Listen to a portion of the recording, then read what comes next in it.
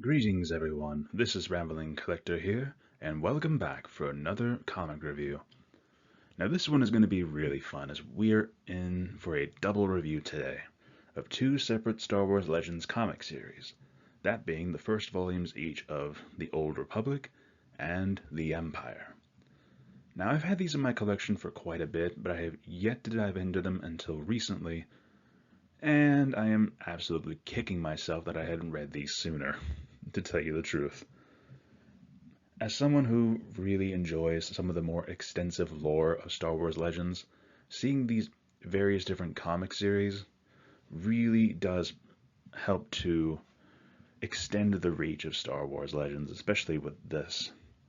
But I really did enjoy seeing these two separate eras of Star Wars in that regard, that being with the Old Republic and the Empire. But with that being said, let's get into it, shall we? So first up, my thoughts on The Empire, Volume 1. So, for a brief little synopsis, this first volume follows the early years of the Galactic Empire, showcasing the transitionary period directly after Episode 3, with Order 66 still prominent along with the Empire being formed. Thus, this collection switched quite a bit between Darth Vader's point of view as well as other surviving Jedi. Now, as I understand it, Darth Vader now has a prominent canon Marvel Comics series, but I really enjoyed seeing some of the various little mini-series that he was involved with here in the Empire collection. It really shows Darth Vader's mindset, what he's going through, and just what he survives throughout this entire collection. But more than that, showcasing some of these other surviving Jedi, once proud defenders of the Republic and its people, now having to compromise or bend their own instilled rules and morals for mere survival, made for some excellent reading in my opinion. A prime example, of course, being Jedi Master Jenner, his story showing how many rules he would break to do the right thing for the people who fought with him after Order 66. Now for context, Jenner was a prominent character throughout this collection, being a surviving Jedi Knight who, throughout the story, it goes from being a defender of the Republic and a leader of a clone battalion to being a hunted victim of the newly installed Empire, now having to fight alongside the very separatists he had once fought against, and instead choosing to defend the people whom he had realized were not all that bad. They were simply fighting for the freedoms that now Jenner must fight alongside with them to help them keep from this oppressive new government. And over the course of the collection, we keep coming back to Jenner and seeing more of his story and how he plays out. With that being how many of the rules of the Jedi Code he is forced to break. And this weighs on him heavily, wondering how much he has to give, how much of his old Jedi identity he can still hold on to in this new age of the Empire.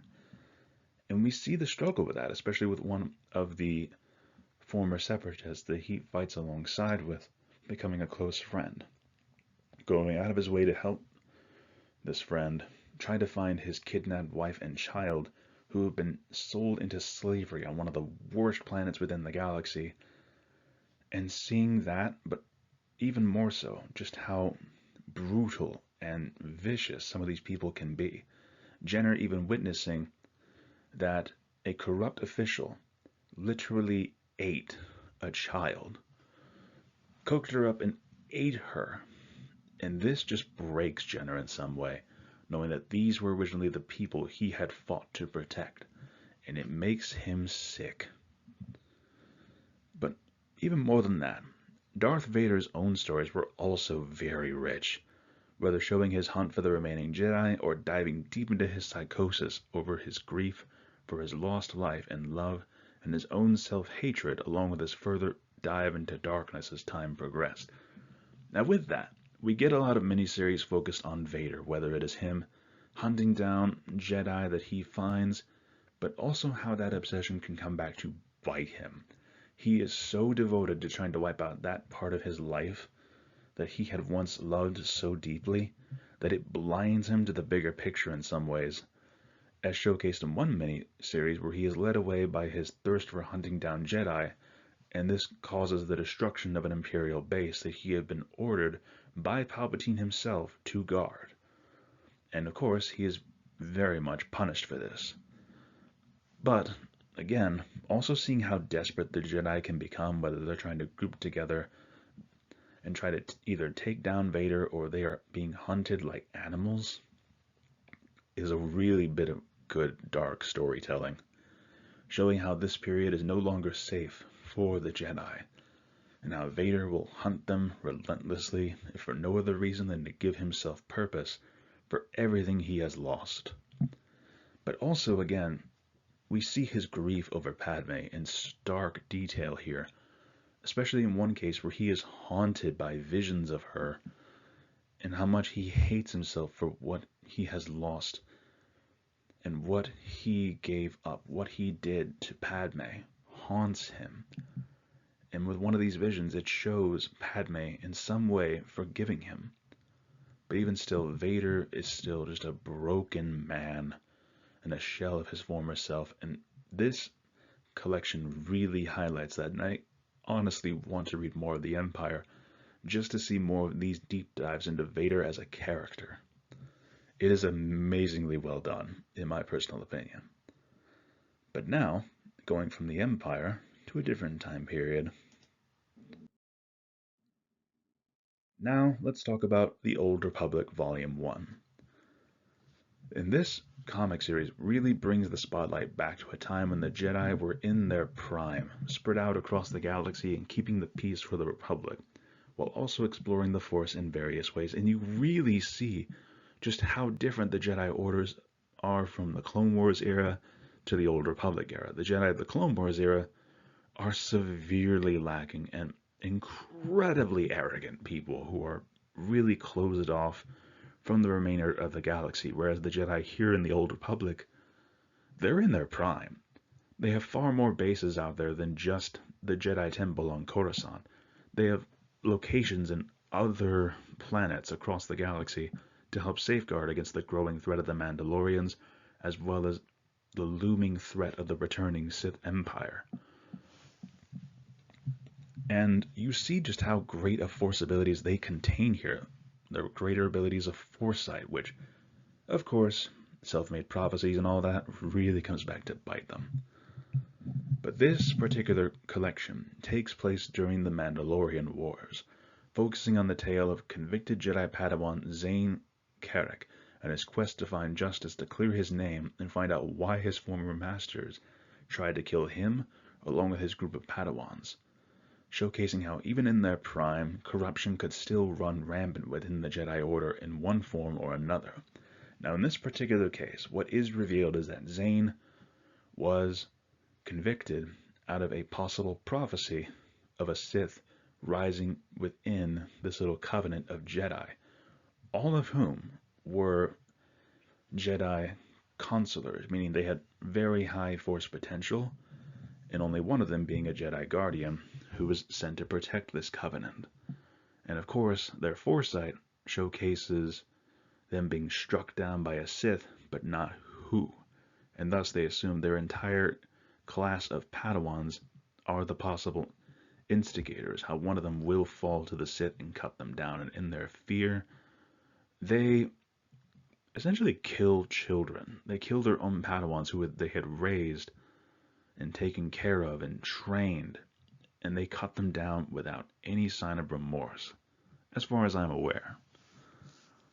Now, Zayne's story and the friends he makes along the way made for a very gripping story, especially his encounters against both Mandalorian and Jedi alike.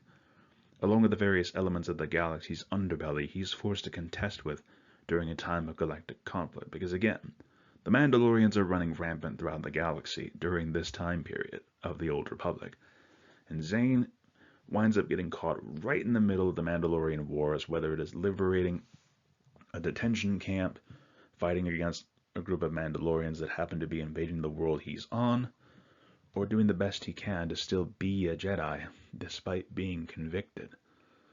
And with that in mind, the Jedi, even though Zayne tries to profess his innocence, It is all these masters against one Padawan who is known to be a bit of a troublemaker. And this really just shows that the Jedi, they always will have their flaws, whether in their primes or in their decline. And Zane is just another victim of that consequence. But overall, though, I am thoroughly invested in wanting to see more of how this story plays out, especially for the fact that unlike the Empire collection, which was multiple short stories and one-shots, or little tidbits of continuous other storylines, this one, with the Old Republic, was one continuous series, and apparently the rest of it is collected in other paperbacks as well. And needless to say, I am very eager to see how this plays out, especially the story of Zane. I want to see just how he can prove his innocence and what he will do during the Mandalorian Wars. What role will he play? What is his end goal? What is the story here? I'm very keen to find out more about this. Not to mention, though, the artwork, both for the Empire series as well as for the Old Republic, is hands down gorgeous to behold. I love the hand-drawn look, the sort of rougher exteriors at times, or just how detailed some of the artwork can be. Especially with some of the Empire stuff, that was amazing to see. Anyway, I think I'm prattling on a little bit here. Let's continue, shall we? So, thus far, as of the time of recording this video, I have dove quite a bit into Legends, but as far as comics go, there's only been 3. That being the Old Republic, the Empire, and one of my older videos, Star Wars Legacy. And one thing that I do appreciate about the comics is just what sort of time periods they can cover and the characters we can be introduced to during those moments. Old Republic really tells a good story about Zane Carrick, a convicted Jedi Padawan trying to prove his innocence. The Empire, of course, dives into the aftermath of Order 66, the surviving Jedi, and Vader, of course, always being on the prowl and being an absolute mess. A very tragic, horrifying mess to behold. Star Wars Legacy I really enjoyed, though, for it being a far future type of series where all the main cast that we grew to know in the original trilogy, they are long gone. Except somehow Luke Skywalker still being a Force ghost. But even then we see his far-flung descendant of Cade Skywalker, former Jedi Padawan, now bounty hunter, having to re-embrace his Jedi heritage and rise up against another great evil. And this just really goes to show how doomed the Star Wars galaxy is in one way or another, because if it's not one race of people like the Mandalorians rising up to try and take over, it's always going to be a conflict of the Jedi or the Sith especially proving how many times they're willing to come back and keep on fighting.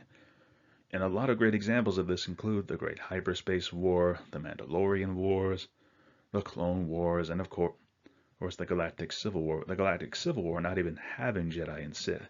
It is simply the rebellion against the oppressive Empire. But even then, you look at just how many different wars have been waged for this galaxy, and you wonder how so many of these planets have not been reduced to ash. If anything, with how many wars they have in between those years or even generations of peace, it really makes you wonder. But seeing these 3 separate series and what time periods they cover is always fun, and the artwork for Dark Horse Comics for Star Wars is amazing and super well done and gorgeous. Now, I'm not saying the official Marvel ones aren't bad either. This is just coming from someone who has not yet read a lot of the newer Marvel comics for Star Wars and is only coming off of the experience of the old Dark Horse comics. Regardless, though, great artwork and amazing stories really do help to show how full Star Wars Legends was of really well done characters and amazingly done stories. It shows the rises, the falls, the dramas of characters, and that's just really good storytelling overall. And it's one reason why I still appreciate this franchise, even now, years later, and still remain a fan. Because all these little bits and pieces of old lore, new stuff, of whatever may come. I still remain a die-hard fan of this franchise. And the Star Wars Legends, especially, continues to pull me back in with its amazing stories. Now, with that being said, let's get on to the final score, shall we? Overall, I'd have to give Empire Volume 1 and Old Republic Volume 1, both of them solid 10s out of 10s for really great storytelling, great characters, and of course, fantastic artwork. I cannot wait to read more of these at some point down the line, or even just read more of the comics I've already got in my TBR. But if you guys have any suggestions as far as Star Wars comics go, or if you want to see me do a follow-up after reading more of either of these series, please feel free to let me know in the comment section down below. And if you like what I do here, or if you want to see some of the other comics that I have covered on this channel, I will leave a link to that playlist at the end of the video. Or if you're curious to see some of the other books that I have covered, I will leave a link to that playlist here at the end of the video as well. And once again, if you have any suggestions as far as Star Wars comics or any other bits of Star Wars media that you want me to consume and review, please feel free to let me know that as well. And I'm always up for suggestions. This is Rambling Collector, signing off for now, and I will see you all in the next video. Have a great day, fellow readers.